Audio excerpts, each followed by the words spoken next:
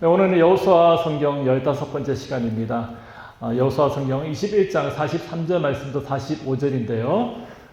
우리 한 절씩 읽도록 하겠습니다. 43절부터 45절 제가 먼저 읽겠습니다. 여호와께서 이스라엘의 조상들에게 맹세하사 주리라 하신 온 땅을 이와 같이 이스라엘에게 다 주셨으므로 그들이 그것을 차지하여 거기에 거주하였으니 여호와께서 그들의 주위에 안식을 주셨을 때 그 조상들에게 맹세하신 대로 하셨으므로 그들의 모든 원수들 중에 그들과 맞선 자가 하나도 없었으니 이는 여호와께서 그들의 모든 원수들을 그들의 손에 넘겨주셨음이니라. 같이 읽겠습니다. 여호와께서 이스라엘 족속에게 말씀하신 선한 말씀이 하나도 남음이 없이 다 응하였더라. 아멘. 몇 년 전에 UC 리버사이드에서 심리학을 연구하는 케이트 스윈이라는 그런 교수가 흥미로운 연구를 진행했습니다. 변호사 시험을, 바시험을 준비하는 그런 수험생들, 그리고 병원 검사를 기다리는 그런 환자들, 또 취업 결과를 기다리는 그런 사람들을 대상으로 사람들이 기다리는 동안에 심리 상태가 어떻게 변하는가에 대한 연구를 진행했어요. 그리고 이 연구를 바탕으로 How to Survive Waiting이라는 그런 렉처를 유튜브에 띄웠더라고요. 그 강연에서 이런 이야기가 있습니다. 사람은 실제로 나쁜 일을 겪을 때보다 그 일이 일어날지 일어나지 않을지 모르는 상태로 기다릴 때 더 큰 스트레스를 받는다라고 이제 연구 결과를 발표했어요. 정말 그런 것 같습니다. 시험을 치르는 순간보다 결과를 기다리는 그 시간이 참 길게 느껴지죠. 병원에서 검사를 받는 그 순간보다 결과가 나올 때가 더 불안해요. 제가 금요일인가 말씀드렸는데 혈압 체크하잖아요. 그 혈압 체크 그 짧은 시간이 왜 이렇게 길게 느껴지는지. 그렇죠? 취업 면접도 마찬가지고요. 면접을 보는 시간보다 연락을 기다리는 며칠이 몇 주가 더 힘들게 느껴집니다. 생각해보면 우리도 그렇지 않습니까? 병 자체보다 더 두려운 것은 언제 나올지 모른다라는 막막함이 아니겠어요? 문제보다 더 사람을 무너뜨리는 것은 언제 끝날지 모른다는 그런 불안감이에요. 기도하고 믿고 소망했는데 시간이 흐르면 흐를수록 점점 지쳐가요. 하나님 정말 지금도 일하고 계신 거 맞습니까? 라는 그런 질문이 나오죠. 오늘 본문에 나오는 이스라엘 백성들도 바로 그런 시간을 지나왔습니다. 이 아브라함이 약속을 받은 지 수백 년의 시간이 흘렀습니다. 광야를 지나온 시간마저도 40년 이상이에요. 그 긴 세월이 지나는 동안에 그들 마음속에 분명 이런 질문들이 있었을 겁니다. 정말 하나님께서 약속을 기억하고 계신 걸까 하는 질문이에요. 사실 오늘 본문을 삼고 있는 여호수아 21장은 레위 지파에게 성읍을 분배하는 그런 내용을 담고 있습니다. 누구에게 뭘 주고 참 지루하죠. 네, 사실 그래요. 누가 누구를 낳고 못지않게 누구에게 뭘 주고 참 지루해요. 그런데 우리가 읽은 21장의 이 마지막 부분에서 놀라운 신앙 고백을 우리에게 전해주고 있어요. 45절 말씀 제가 다른 번역으로 읽겠습니다. 주님께서 이스라엘 사람들에게 약속하신 모든 선한 말씀이 하나도 어긋남이 없이 그대로 다 이루어졌더라. 아멘. 이 말씀은 광야의 긴 세월이 지나고 셀 수 없이 수많은 전쟁을 치르고 눈물과 인내의 그 시간들을 지나왔던 그 백성들의 고백이에요. 이 백성들 수없이 흔들렸어요. 넘어졌어요.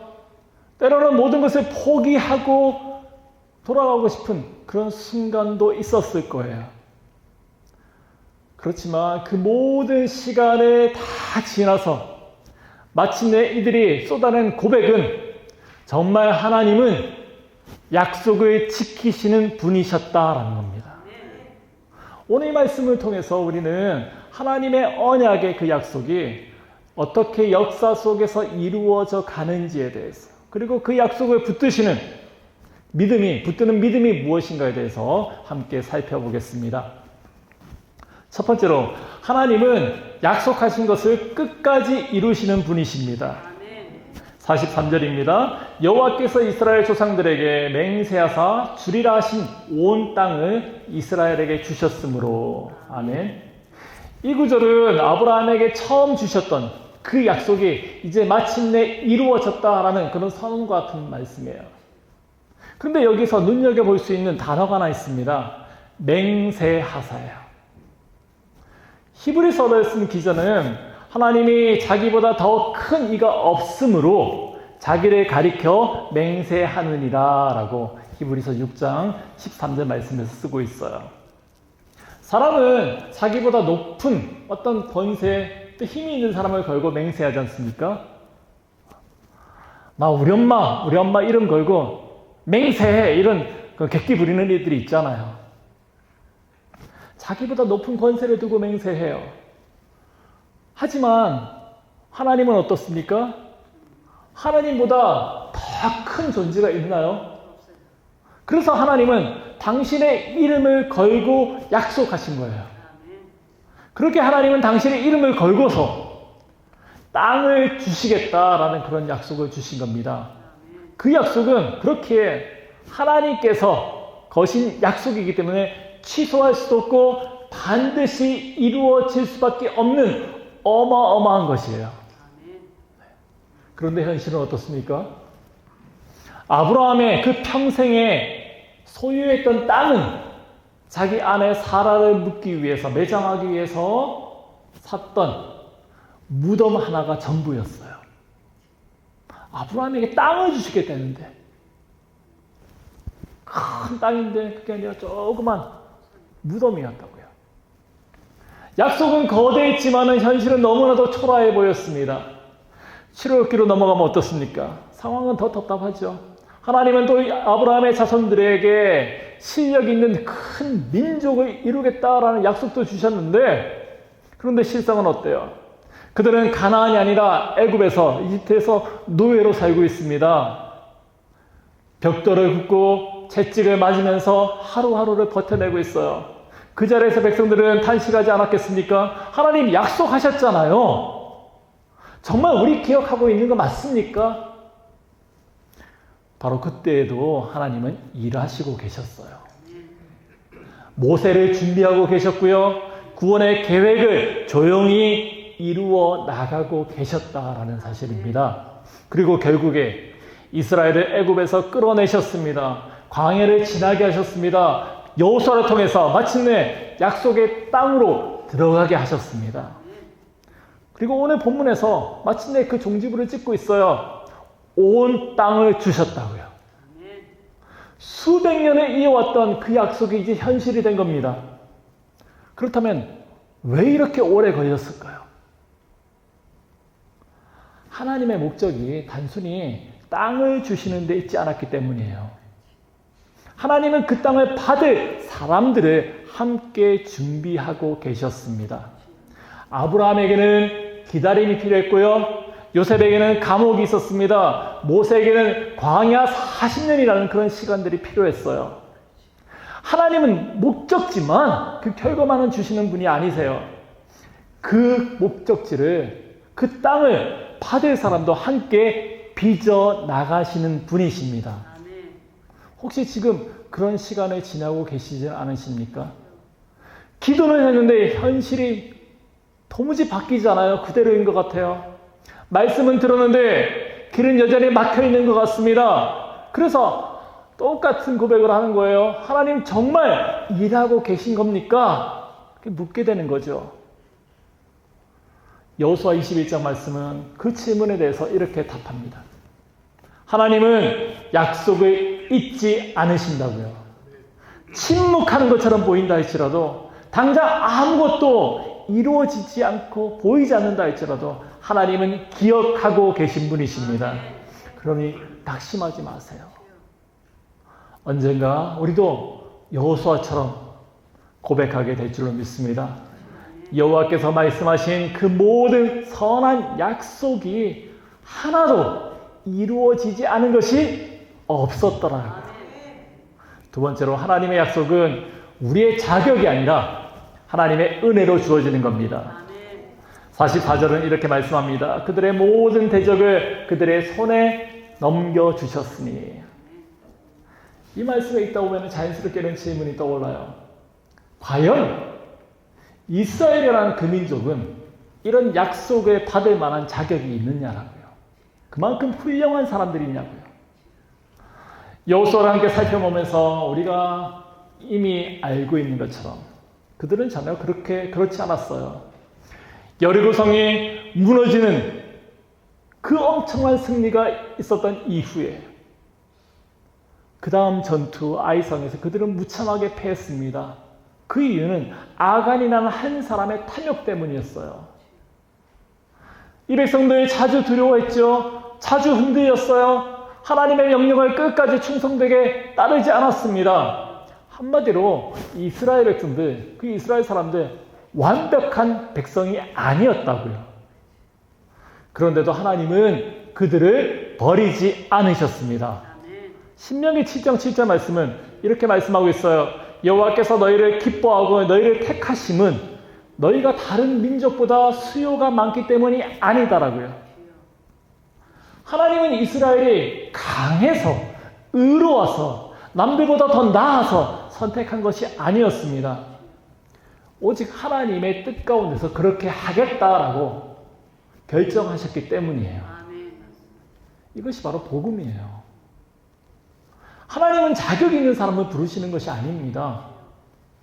부르시는 사람을 자격 있게 빚어 나가시는 분이십니다.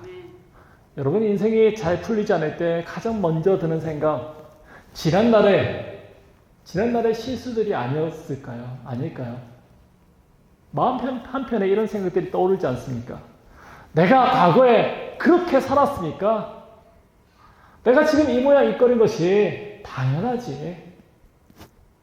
그런 생각과 그런 고백을 하면서 스스로를 정지하고 포기해버려요. 놓아버려요. 하지만 복음은 그런 우리를 다시금 주님의 십자가 앞으로 데리고 나가요. 예수님께서 우리를 위해서 죽으신 것은 내가 사랑받을 만한 그런 사람이었기 때문이 아니라는 거죠. 성경 어떻게 증거합니까? 아직 죄인 되었을 때, 아직 하나님을 찾지 않았을 때 하나님께서 먼저 우리를 사랑하셨습니다. 그래서 우리의 구원은 우리의 자격과 노력으로 시작되지 않습니다. 하나님의 은혜로 시작되는 겁니다. 우리가 하나님을 붙들고 있는 것처럼 보이지만 사실은 하나님께서 우리를 붙들고 계신 거예요. 우리가 신실해서 여기까지 온 것이 아니라 하나님께서 신실하시기 때문에 여기까지 온 겁니다. 지금까지 살아오면서 하나님보다 더 신실하게 하나님을 사랑하신 적이 있으십니까? 솔직히 없어요. 그렇죠? 그럼에도 하나님은 한 번도 우리를 포기하지 않으셨어요. 우리가 넘어질 때마다 다시 이렇게 세우셨고요. 멀어질 때마다 다시 불러주셨어요. 그래서 성도는 자기 믿음을 자랑하는 사람이 아닙니다. 우리는 하나님의 은혜를 자랑하는 사람들입니다. 약속은 우리의 자격 때문에 주어지는 것이 아닙니다. 은혜로 시작되었고요. 은혜로 유지되고요. 은혜로 완성되는 것입니다. 그러니 스스로를 보면서 너무 자책하고 낙심하지 마시기 바라요. 우리 여기까지 인도하신 그분이 하나님이시라면 앞으로도 끝까지 붙들어 나가실 분도 하나님이십니다. 이 믿음 가운데 견고히 살아가는 저와 여러분 되기를 원합니다. 세 번째로 약속은 믿음으로 붙드는 거예요. 45절 말씀 우리 함께 읽겠습니다. 45절 말씀. 자, 시작. 주님께서 이스라엘 사람에게 약속하신 모든 선한 말씀이 하나도 어긋남 없이 그대로 다 이루어졌다. 아멘. 이 고백은 지금 하루아침에 나온 말이 아닙니다. 광야 40년을 지나고 수많은 전쟁을 치르면서 눈물과 실패의 그 세월을 살아내었던 사람들이 이제 뒤를 돌아보면서 하나도 어긋남이 없었다라고 회고하는 거예요. 정말 진짜로 그렇게 살아온 사람들이에요. 그런데 이 고백이 은혜로운 이유가 또 있어요. 우리가 잘했다라는 말이 아니기 때문입니다. 앞에서 살펴본 것처럼 이들은 늘 실패했어요. 하나님의 명령을 끝까지 따르지 않았어요. 그럼에도 이 고백이 나올 수 있었던 것은 오직 하나이죠. 하나님께서 신실하셨다고요. 네? 그것이 전부예요. 그런데 이 고백은 여호수아 성경에서 그치지 않아요. 수백 년이 지나고 난 이후에 하박국도 똑같은 질문을 하게 됩니다. 약속의 땅에 정착하고 수백 년의 세월이 흘러갑니다. 그런데 현실은 여전해요. 정의는 무너지고 악이 득세하고 하나님의 백성들조차 하나님을 떠나가고 있습니다. 그 안타까운 그 죄악으로 관영한 그 땅의 현실을 바라보면서 선지자 하박국은 하나님께 물어요. 하나님, 왜 침묵하십니까? 왜 이 악을 그냥 내버려 두시는 건가요? 그 질문은 오늘 우리도 자주 하는 질문이 아닌가요? 열심히 기도했는데 상황은 변하지 않아요. 우리 집사님 아까 대표 기도하면서 세상에 가득한 전쟁의 소식에 대해서 기도하셨잖아요. 늘 기도해요. 땅의 불쌍한 백성들을 향해서 중보하면서 하나님 전쟁 멈추게 해달라고. 근데 그 기도가 이분만 했을까요? 인류가 살아오면서 예수 그리스도가 복음이 전해지면서 성도들 계속 그런 기도하지 않았겠어요? 근데 이 땅에 여전히 전쟁은 있다고요. 네. 열심히 기도했는데도 상황은 변하지 않고요. 약속은 있는데 현실은 정반대로 보일 때가 있어요. 바로 그때 하나님께서 하박국에게 주신 말씀이 바로 이겁니다. 의인은 그의 믿음으로 말미암아 살리라. 의인은 믿음으로 말미암아 살린다는 거예요. 이 말씀은 단순하게 믿음을 가져라는 그런 뜻이 아닙니다. 약속이 아직 눈앞에 보이지 않더라도 하나님의 뜻이 당장에 이해되지 않더라도 하나님의 성품을 믿으면서 신뢰하면서 살아가라는 그런 말씀입니다. 믿음은 잘 될 거야 라는 막연한 낙관주의가 아니에요. 자기 암시가 아니죠. 성경이 말하는 믿음은 상황보다 하나님을 더 신뢰하는 것입니다. 모든 것을 이해했기 때문에 가는 것이 아니라 하나님께서 신실하신 분이시기 때문에 그것을 너무나도 잘 알기 때문에 걸어가는 거예요. 그게 믿음이에요. 선교사 중에 진 엘리엇이라는 유명한 선교사님이 있습니다. 이분의 와이프, 이분이 선교지에서 복음 제대로 전하지도 못하고 거기서 부정민에게 살해당했어요. 그 부인되는 선교사 엘리자베스 엘리엇이라니가 보통 사람의 상식으로 이해되지 않는 상황이죠. 하나님이 참 원망스러운 상황이에요. 그런 가운데 훗날에 이 부인되는 선교사님이 이런 고백을 해요. 고통은 설명되지 않아도 하나님 손안에 있는 것은 결코 헛되지 않습니다. 라는 고백을 해요. 고통은 이해할 수 없고 설명되지 않지만 하나님의 손안에 있는 것 결코 헛되지 않는다. 설명할 수 없지만은 하나님을 신뢰하기 때문에 믿는다라는 겁니다. 이것이 믿음이에요. 사도 바울도 같은 고백을 합니다. 갈라디아서 2장 20절 말씀에서 이제 내가 사는 것은 나를 사랑하사 나를 위해서 자기 자신을 버리신 하나님의 아들을 믿는 믿음 안에서 사는 것이라고요. 바울에게 믿음은 단순한 교리에 그치는 것이 아니라 삶의 방식이었습니다. 그에게 믿음은 나를 사랑하사 자기 자신을 버리신 그 은혜 때문에 그 은혜로 사는 것이었어요. 그 은혜를 알기 때문에 그 은혜를 신뢰하기 때문에 살아갈 수 있었다는 겁니다. 믿는 자의 삶은 문제가 하나도 없다라는 것이 아니에요. 의심이 하나도 없는 삶도 아니에요. 때로는 흔들릴 수 있고요. 하박국처럼 하나님 왜 침묵하십니까? 라고 질문할 수도 있어요. 해야 돼요. 하지만 믿음의 사람은요, 거기에 머무는 것이 아니라 결국에 하나님의 약속 위에 서는 사람들이에요.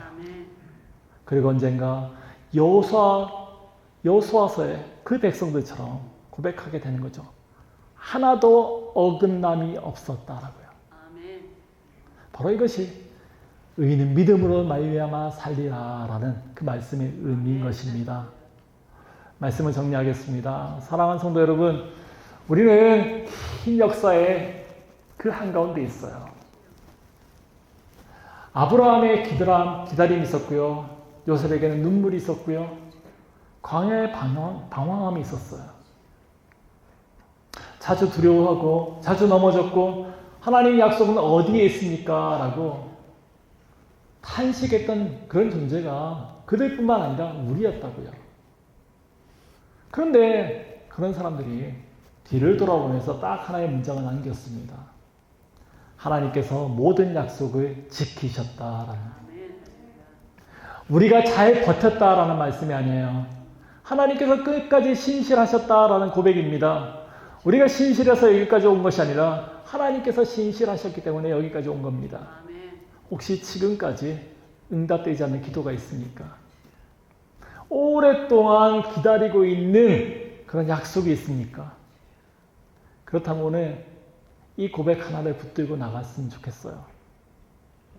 하나님은 잊지 않으십니다.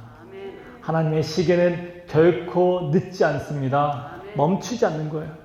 바울은 고백했죠. 우리 다 같이 읽어볼까요? 갈라디아서 2장 20절 말씀 다 같이 시작. 이제 내가 사는 것은 나를 사랑하사 나를 위하여 자기 자신을 버리신 하나님의 아들을 믿는 믿음 안에서 사는 것이라. 아멘. 아멘. 신앙은요, 내 힘으로 버티는 것이 아닙니다. 나를 먼저 사랑하신 그 주님께 끝까지 포기하지 않으신 그 은혜에, 그 하나님의 아들의 그 은혜에 기대어서 사는 거예요.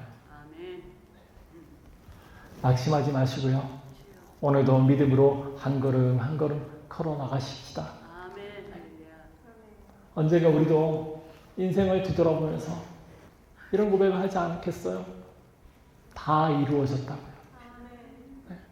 우리의 마지막 고백이 이런 고백이었으면 좋겠어요. 정말 하나님 다 이루셨다고요. 나의 모습은 너무나 하나님 앞에 죄송스럽잖아요.